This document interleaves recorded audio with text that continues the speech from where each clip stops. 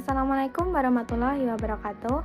Perkenalkan, nama saya Naina Nur Prastiti dari Prodi Bioteknologi Universitas Aisyah Yogyakarta dengan NIM 2411201042.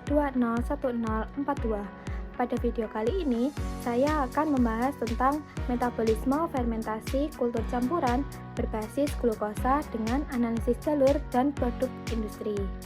Nah, pada video kali ini, kita akan membahas beberapa poin, yaitu yang pertama gambar diagram, yang kedua jalur metabolisme fermentasi yang digunakan oleh mikroba, yang ketiga sistem metabolisme fermentasi apabila substrat berganti, dan yang terakhir pengaruh kelima diagram dalam industri fermentasi. Nah, langsung saja kita akan masuk pada pembahasan yang pertama, yaitu gambar pada diagram. Nah, pada gambar diagram di samping menggambarkan keseluruhan alur metabolisme fermentasi berbasis glukosa pada kultur campuran mikrobia. Proses ini dimulai dari glukosa bagian 1 yang dipecah melalui jalur glikolisis menjadi gliseraldehid 3-fosfat, fosfoenol pirufat, hingga menghasilkan pirufat sebagai titik pusat metabolisme. Dari pirufat, metabolisme akan bercabang ke beberapa jalur berbeda sesuai kondisi fisiologis dan jenis mikroba yang terlibat. Pada bagian 2, pirufat dapat diarahkan menuju jalur metil glioksal pembentukan gliserol, 1,3 propanadiol, 1,2 propanediol maupun delaktat yang umum muncul pada fermentasi dengan kondisi redoks tertentu. Bagian 3 menunjukkan jalur pembentukan asetil KOA yang selanjutnya bisa menghasilkan etanol, asetat, format, atau senyawa lain sesuai kebutuhan regenerasi NAD+. Pada bagian 4, asetil KOA dapat dimetabolisme lebih jauh menjadi butirat, butanol, isopropanol, dan senyawa turunan lainnya sebagai hasil fermentasi yang lebih reduktif. Bagian 5 menggambarkan cabang fermentasi laktat, termasuk pembentukan laktat, propionat, dan propanol sebagai variasi jalur yang bergantung pada kemampuan enzimatik mikroba. Sementara itu, pada bagian 6 menggambarkan siklus dekarboksilat yang menghasilkan suksinat dan propionat.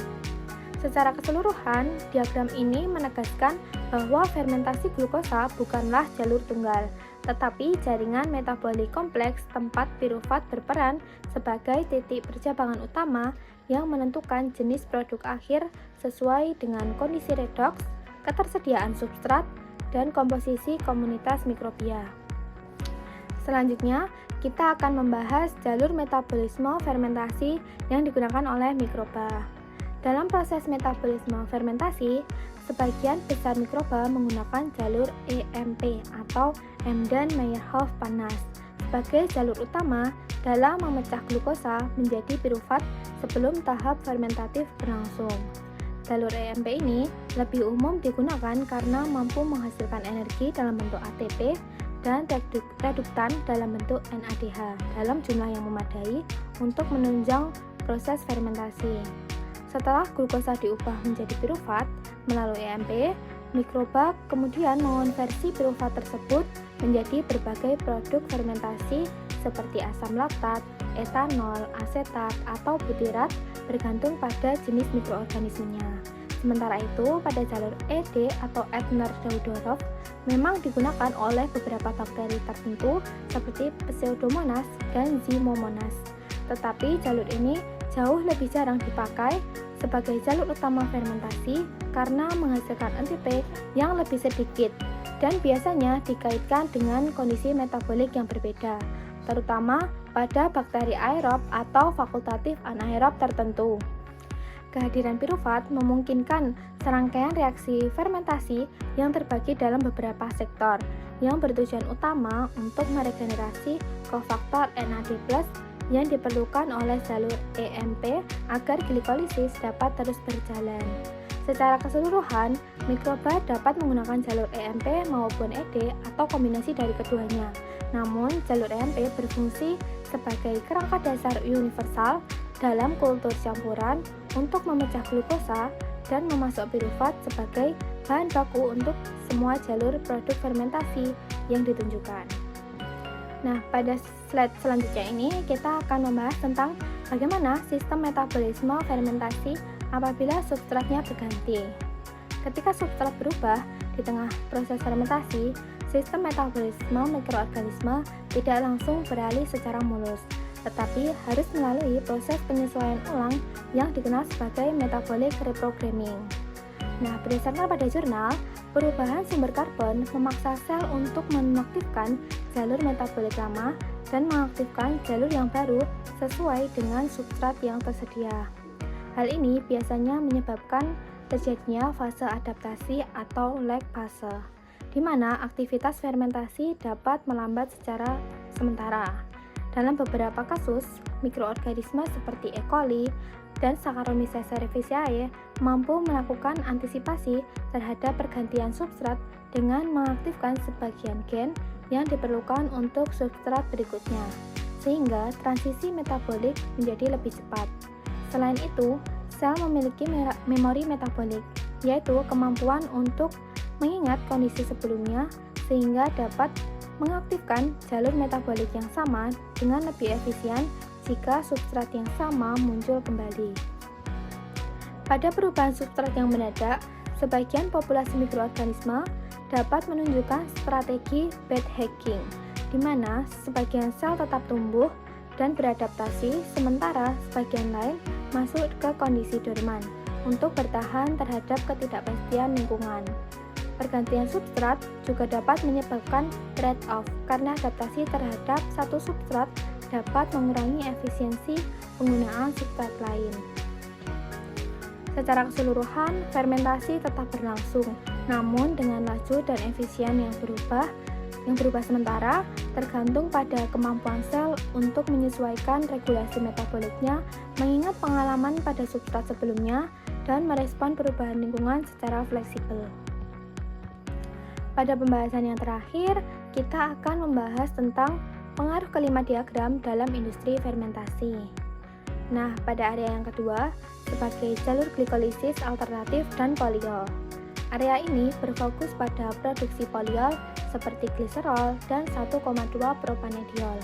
Pengaruh utamanya adalah sebagai jalur SAN metabolik yang berfungsi untuk menyeimbangkan redox sel, yaitu meregenerasi NAD+. Secara industri, produk ini bernilai tinggi sebagai pelarut industri, bahan baku kosmetik, dan juga farmasi. Kontrol jalur ini sangat penting untuk produksi gliserol secara massal. Lalu pada area 2, sebagai produk netral dan keton. Area ini menghasilkan produk netral seperti etanol dan 2,3 butanediol. Pengaruhnya sangat signifikan dalam industri biofuel seperti etanol dan sebagai bahan baku polimer seperti 2,3 butanediol. Karena produk yang dihasilkan bersifat netral, area ini memungkinkan operasi fermentasi yang lebih stabil pada skala besar, sebab berat fermentasi tidak cepat menjadi asam, sehingga mempermudah untuk mengontrol pH bioreaktor dan mengurangi biaya netralisasi.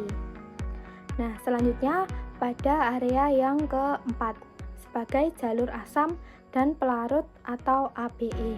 Area ini adalah pusat dari fermentasi ABE atau aseton butanol etanol. Pengaruhnya sangat vital karena menghasilkan butanol seperti biofuel dan pelarut industri unggulan, dan juga asetat seperti bahan kimia dasar.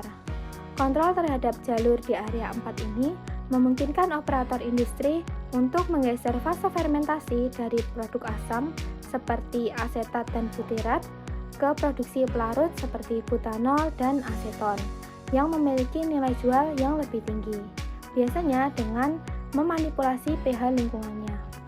Pada area 5, sebagai disersifikasi pelarut dan asam laktat. Area ini menghasilkan asam organik seperti L-laktat dan pelarut isopropanol.